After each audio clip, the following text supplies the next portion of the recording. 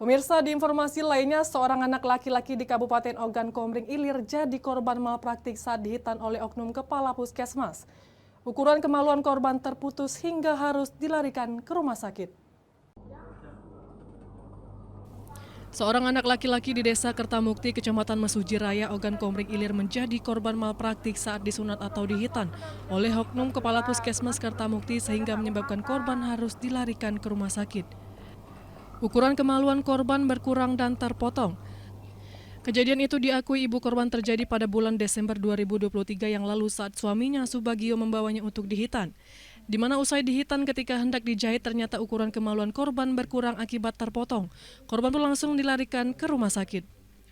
Saat dibawa ke rumah sakit, dokter rumah sakit mengatakan jika operasi kemaluan korban baru bisa disambung saat berumur 16 tahun. Saat ini korban sudah bisa beraktivitas seperti biasa meskipun harus rutin kontrol sesuai anjuran dokter. Ya, namanya musibah, Pak. Semua bisa terjadi. Jadi itu kemaluan anak saya itu berkurang ukurannya, terpotong. Kemudian kami larikan ke rumah sakit di Muhammad Hussein. Kepala Puskesmas Kertamukti diakui ibu korban sudah bertanggung jawab penuh, terus mendampingi dan membiayai keperluan medis korban. Dari Ogan Komering Ilir, Fitriadi, iNews melaporkan.